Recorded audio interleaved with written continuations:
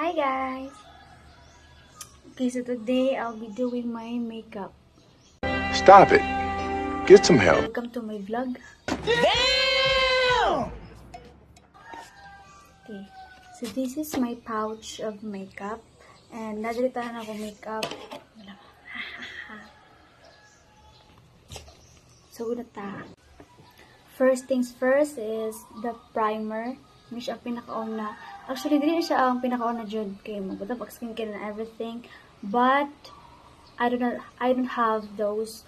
So, I'll be doing primer na lang. Then, next ano niya is ang foundation. But, wala mo ko ilakaw. Wala mo ko diri. Ma-practice naman niya and everything. So, mabuta na lang ako gamay na dyan ani or pwede po delete na lang. But, it's up to me.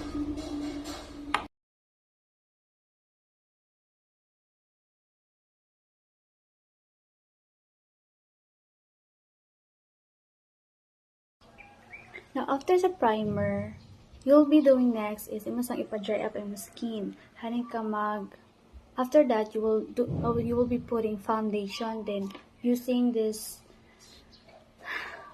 saan siya nga brush? Sa stroke, marada na siya, nakalimot ko. So, after siya mag-dry up and everything, foundation din ka.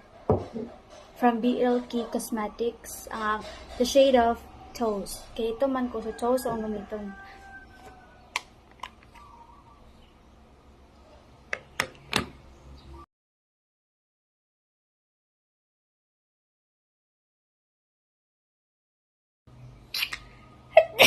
Oh my God!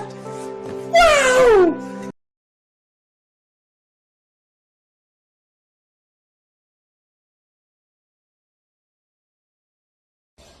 And now, I'll be doing my eyebrows. Wala man jud ko ikatong murag. Nakalimot ko sa tawag ato. Pencil ra ang nasa ako. So, muna lang na siya gamiton para magporma na siya. Then after, ani da yung pag butang nimo dira para fill in nimo ang katubitaw para madugangan nimo og mga features sa imong eyebrow. Yes, magamit din ka og concealer. My concealer is the O2O in the shade of 3 siguro ni siya. So, dili ati po na itong cellphone, dili siya mag-focus. Wala, dili siya mabuhat din. And after that, magamit din ka gani ang linog. What do you call this one? Brow gel. Kanang para makaging imong kilay. Kabalo sa English, nakalimot na ko. Basta kay, shiglang ni siya. Everything my makeup is brought on TikTok. Masura tayo si Gayo.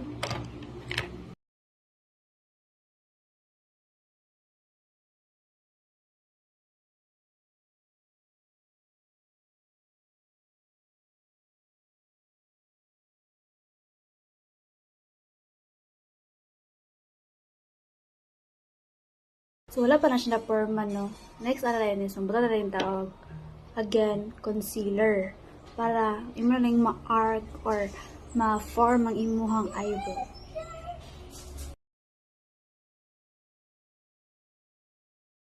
Okay, so I'm done doing I put in some concealers and eyebrow. After na dahil na jumbo na dahil ko okay ang brow gel. Actually, wala na ko na film while putting some concealer kaya nag-overheat na ang cellphone ni mother. So, buta na ito ni brow gel.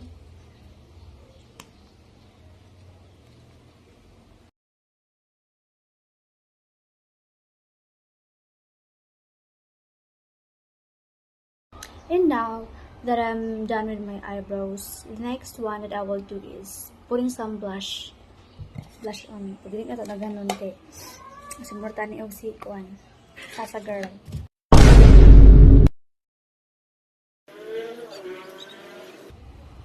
Actually, ang uban jud is ginauna nila ang kuan dito ni concealer para matabal ng mga kaniang mga dark below lipids sa imong under eye. Tapos para katong mga dark na side sa imong face is malighten. Pero ako nandiyan ako akong blush on para if ever nga maraghan og butang at least matambulan pa sa concealer technique. And tsada ang blend